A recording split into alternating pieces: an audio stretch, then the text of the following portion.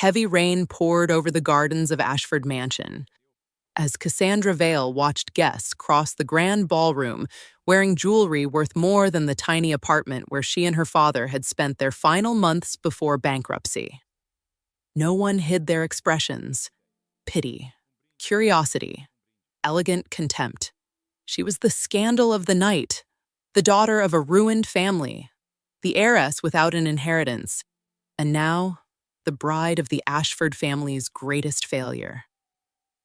"Lift your chin," Helena Vale whispered coldly while adjusting her veil. "Powerful people can smell desperation."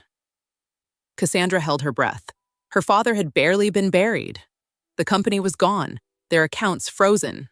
Creditors showed up daily. And then came the proposal.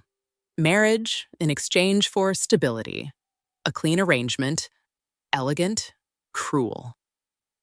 Across the ballroom, Adrian Ashford stood alone near the windows. Still, silent. Everyone pretended to ignore him. But Cassandra noticed something strange immediately. No one relaxed around him.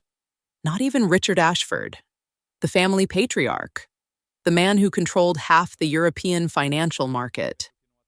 Richard smiled at investors, spoke naturally, but he constantly watched Adrian from the corner of his eye, like someone monitoring something unpredictable.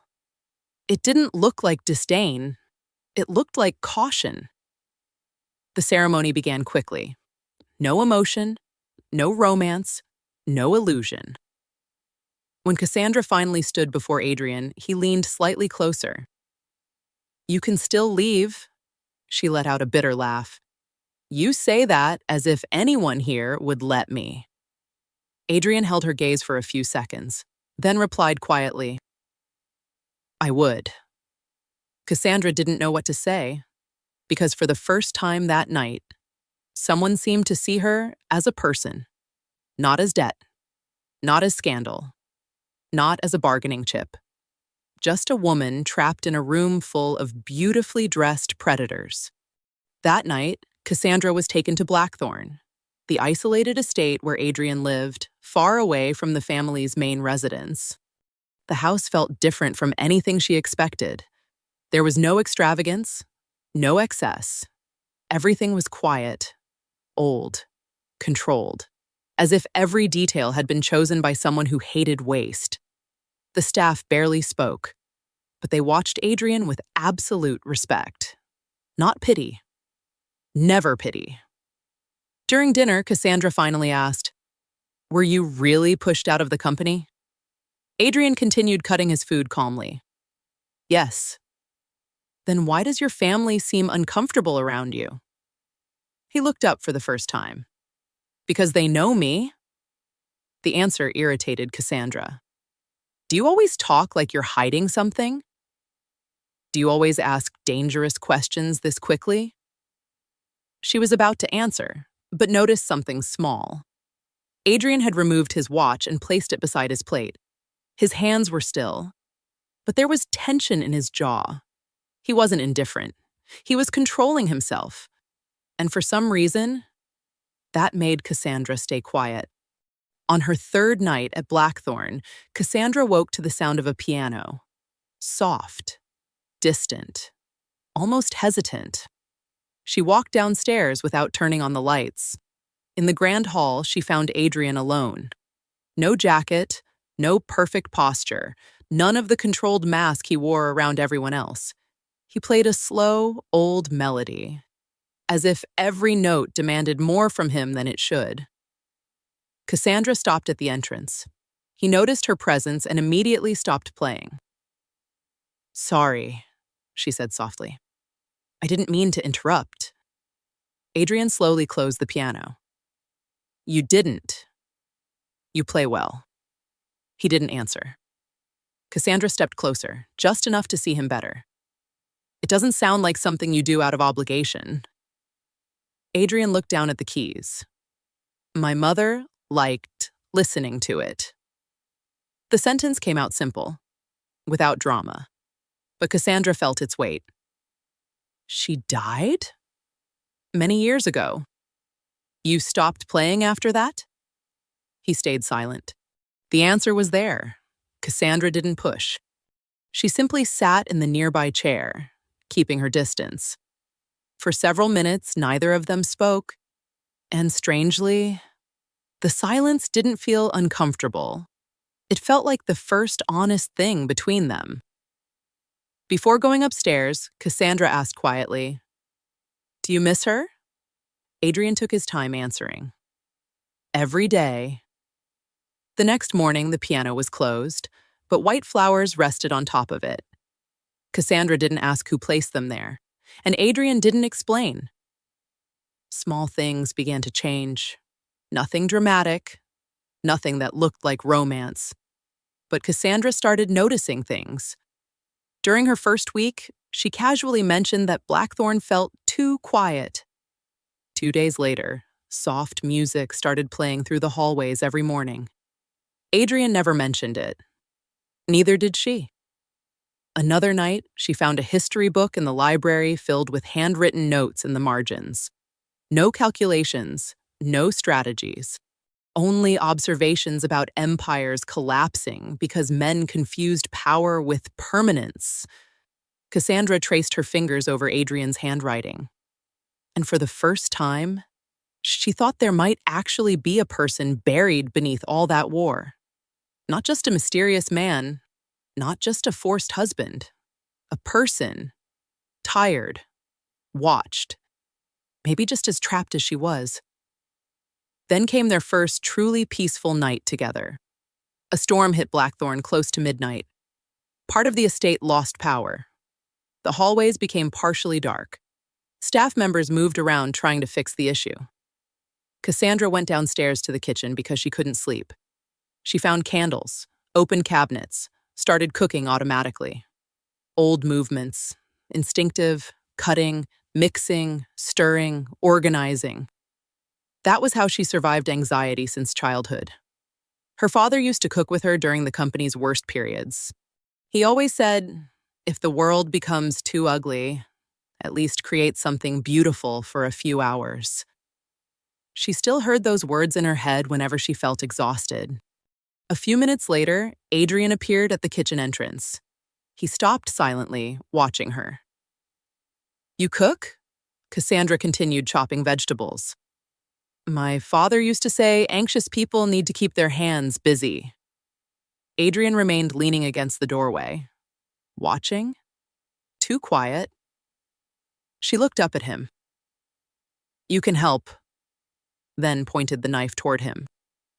"Or keep standing there, looking like a serial killer in the dark." For a second, Adrian simply stared at her. Then something happened she had never seen before. He laughed, small, brief, but real. The entire atmosphere changed, because for the first time, he looked young, human. Cassandra found herself smiling too. "So, you actually know how to do that." "Do what?" "Look like a normal person." Adrian slowly picked up the knife. "My family would be deeply disappointed to hear that." "Oh, so you did have a childhood?" Another quiet laugh escaped him. And that time, Cassandra realized something. Blackthorne felt less cold whenever Adrian forgot to defend himself from the world. While cooking, they talked about useless things, foods they hated, countries where they slept terribly. The fact that Adrian hated social events. The fact that Cassandra could never lie properly when emotionally involved. Neither of them mentioned Richard, or companies, or war. And maybe that was exactly why the night felt so dangerous, because for the first time, it felt like this could actually work. Days later, Cassandra returned to the Ashford main residence for a private dinner. Victoria looked flawless. Richard, perfectly composed. And every guest seemed to understand exactly what Cassandra represented at that table. The bankrupt woman, the sacrificed bride, the weak piece. After his third glass of wine, a French investor smiled at her. "I imagine it must be comforting for the Vales to still have some social value left." Silence immediately fell over the table. Cassandra felt heat rise to her face. She opened her mouth to answer, but Adrian spoke first. Henri. The man looked at him. Adrian never raised his voice. Are you still holding that leveraged position at Zurich Capital? The investor's smile disappeared. Richard watched Adrian carefully. Henri placed his glass on the table. I fail to see how that's relevant. I also failed to see the relevance of your comment. No one laughed. No one breathed properly. Adrian returned to cutting his meat as if nothing had happened. The subject died there. But Cassandra noticed something different that night. She realized before everyone else that one of the Japanese investors had quietly distanced himself from Richard. The man no longer maintained eye contact, stopped defending Richard's opinions, started observing more than participating. When they returned to Blackthorne, Adrian asked, You noticed Nakamura before I did? Cassandra slowly removed her earrings. He already decided to abandon your father. Adrian turned toward her. How do you know? Because people stop maintaining eye contact when they've already emotionally left. Silence. Then Adrian asked, Did your father teach you that? She smiled faintly. My father lost millions trusting the wrong people. I learned by watching. For the first time, Adrian looked at Cassandra not with protection, but with respect, real respect, like someone realizing she could see things money could never teach. Cassandra looked out the window. You didn't have to do that. Do what? Interrupt the comment. Adrian didn't look at her. He wanted a reaction from you. And? You shouldn't hand your pain to people who want to use it as entertainment. Cassandra remained silent. Not because the sentence sounded beautiful, but because he had noticed. He saw the exact moment she almost broke, and protected her without turning it into a spectacle. That night, for the first time, Cassandra slept without feeling like Blackthorne was a prison. That night, Richard Ashford invited her to a private lunch. Alone. That already felt wrong. The restaurant was silent, exclusive, old. Richard welcomed her with extreme politeness, the kind of politeness that felt carefully calculated. How are you adapting to Blackthorne? Well, Adrian can seem difficult at first. She realized immediately. This wasn't conversation. It was probing. Richard took a sip of wine. My son likes broken people. Cassandra froze. Excuse me? He believes he can save everyone. The sentence sounded gentle, but something about it felt deeply cruel. Richard watched her reaction before continuing. Do you think you were chosen by accident? Now her heart accelerated. I don't understand. Adrian never does anything impulsively. Richard pulled a small photograph from inside his jacket and placed it on the table. Cassandra froze, her father, standing beside Adrian, years before the bankruptcy. Your father admired my son. She slowly raised her eyes. You're lying? Richard simply smiled. Adrian's greatest talent was never money. Silence. Then he concluded, it was understanding exactly what people need when they're desperate. The sentence entered her like poison. Because Richard didn't seem angry, didn't seem jealous, he seemed certain. And that was worse. That night, Cassandra found Adrian asleep in his office. The sight paralyzed her. Reports scattered everywhere. 2 untouched cups of coffee. A bottle of sleeping pills opened beside the laptop. Notes filled with impossible schedules. Meetings at 3 a.m, calls at 5. Charts marked with the same obsession of someone who no longer knew how to stop. The man who seemed to control everything couldn't shut off his own mind. Cassandra picked up his coat from the back of the chair and tried to place it over him. Adrian woke instantly. Too fast. His hand grabbed her wrist on instinct. Strong. Defensive. For a second, he didn't seem to know where he was. Then he recognized Cassandra and released her immediately. Sorry. She saw shame on his face, not anger. Shame. You don't sleep? He closed his eyes for a moment. Sometimes, that's not an answer. It's the only one I have. Cassandra looked at the papers. How long have you lived like this? Adrian gathered some documents, uncomfortable. Since I realized Richard never slept before destroying someone. The sentence came out low, almost involuntary, and he seemed to regret saying it immediately. Cassandra didn't ask anything else, but before leaving that night, she placed a glass of water beside him. By morning, the glass was empty. Their intimacy didn't arrive like passion, it arrived like habit.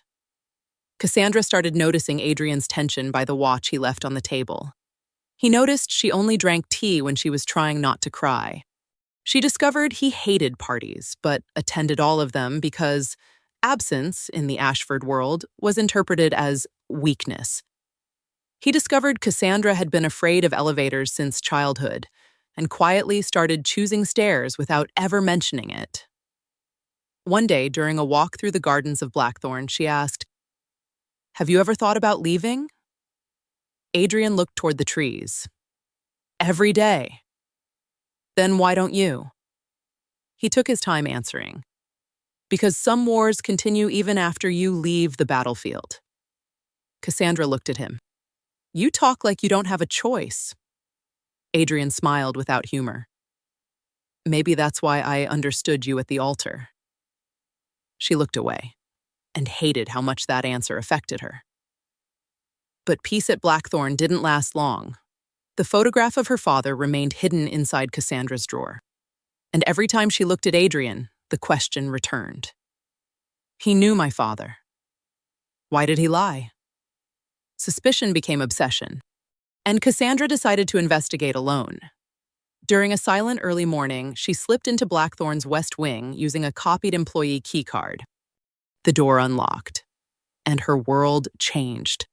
That wasn't a private office, it was a financial war room.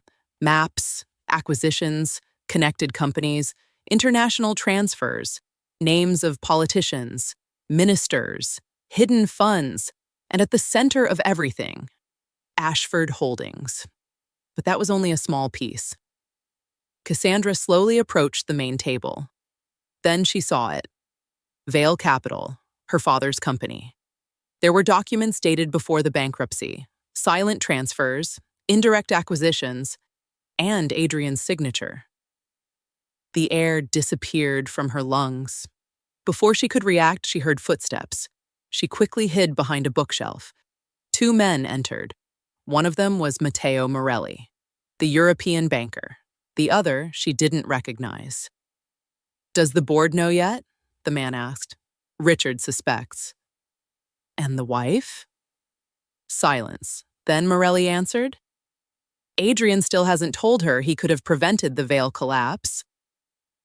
Cassandra felt her entire body turn cold. "He'll lose her when she finds out," the man said. Morelli answered with something even worse. Maybe he already knew that from the beginning. The next day, Adrian immediately realized something was wrong. "You went into the West Wing." It wasn't a question. Cassandra tried to keep her composure. Maybe. For the first time, Adrian completely lost his calm. He grabbed her arm too hard. "You have no idea what you're interfering with." She froze, not because of physical fear, but because it didn't sound like anger, it sounded like panic. Adrian released her arm immediately, as if he had just realized what he'd done. And then, for the first time since the wedding, she saw guilt in him. Real. Raw. "Cassandra." But she stepped back. "You let my family die?" Silence. The worst kind. She left Blackthorne that night, drove aimlessly until she reached the old apartment where she and her father had lived during the final months before bankruptcy. The place remained empty. Dark. Abandoned. There were still boxes on the floor, medicine bottles on the table, financial papers scattered everywhere. She slowly entered her father's improvised office and found a small recorder inside the drawer. The battery was nearly dead. Cassandra pressed play. Her father's voice filled the silent apartment. If anything happens to me... She stopped breathing. Don't let anyone turn you into a bargaining chip. Her eyes finally filled with tears. You deserve a life that isn't built on debt. The recording crackled for a few seconds. Then the final sentence came out low. Tired. And don't trust the Ashfords. Cassandra collapsed right there, on the floor, alone, without the strength to keep pretending everything was under control. For the first time since her father's death, she truly felt the grief, the anger, the humiliation, the feeling of having been used from the very beginning. And the worst part wasn't hating Adrian. The worst part was remembering the piano, the empty glass of water, the stairs he chose for her, the way he had quietly removed a humiliation she didn't deserve to carry. The worst part was realizing that somewhere deep inside her, she had already started loving him. The next morning, Richard appeared unexpectedly at the apartment, as if he already knew where to find her. That was more frightening than it should have been. He observed the place in silence. Adrian found you when you were vulnerable. Cassandra quickly wiped her face. You destroyed my father? Richard didn't react immediately. The difference between Adrian and me, he slowly walked through the apartment, is that I never pretended to be anyone's savior. At that moment, Cassandra realized something. Richard wasn't trying to convince anyone he was good, and somehow, that made him worse. You want to know why my son hates this family so much? He finally looked at her. Because he's exactly like us. Cassandra felt anger. But she also felt fear. Because Richard knew exactly where to touch. Exactly where it hurt. You didn't come here to tell me the truth, she said. Richard smiled. No, I came to make sure that when Adrian falls, you don't fall with him. How generous. Don't confuse generosity with strategy. He placed a folder on the table. Read it, then decide whether you still believe him.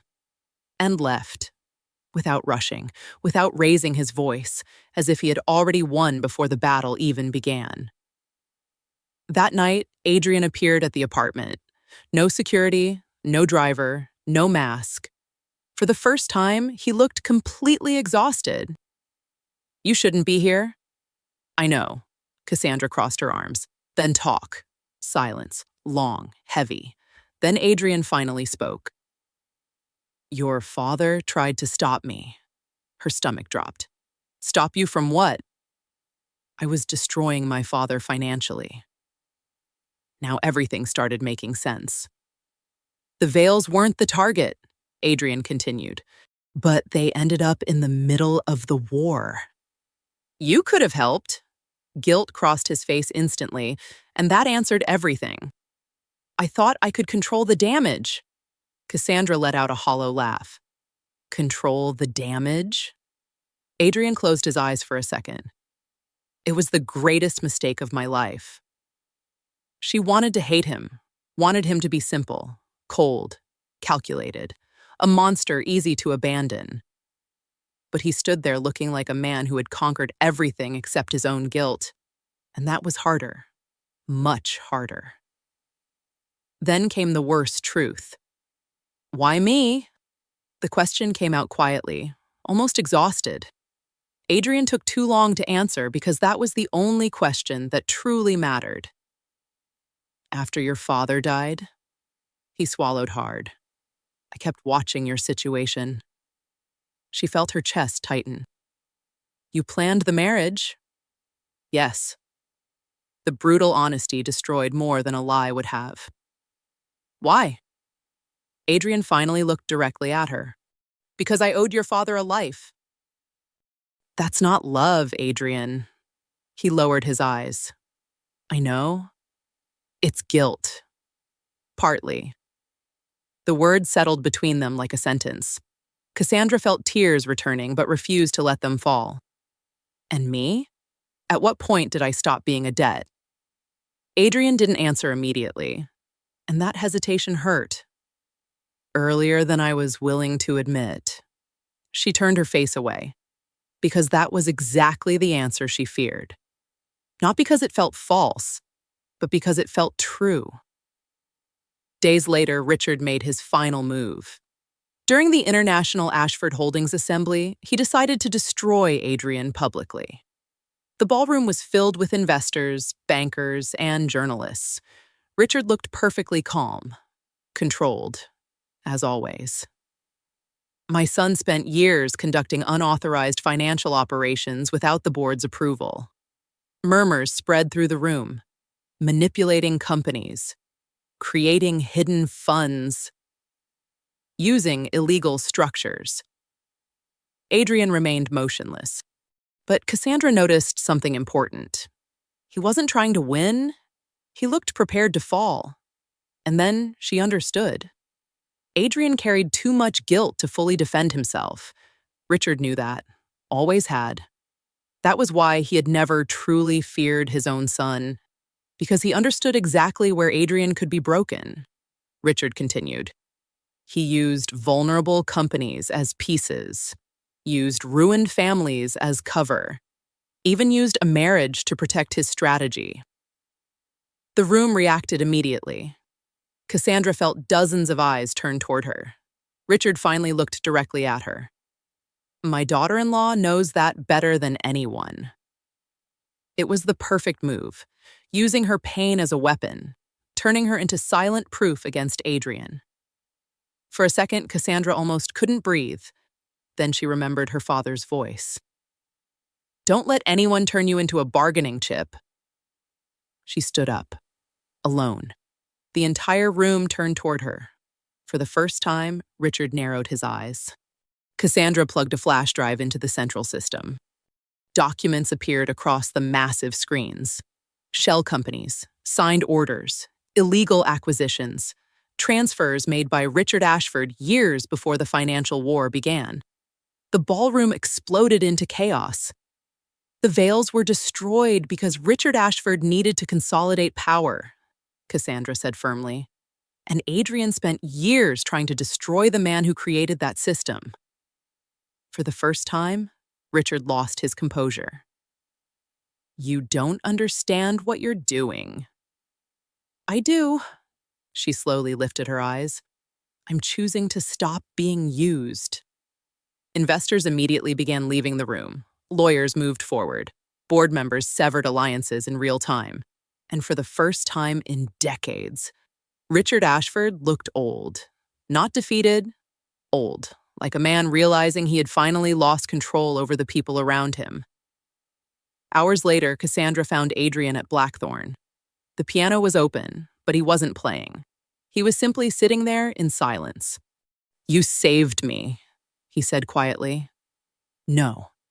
Adrian looked at her.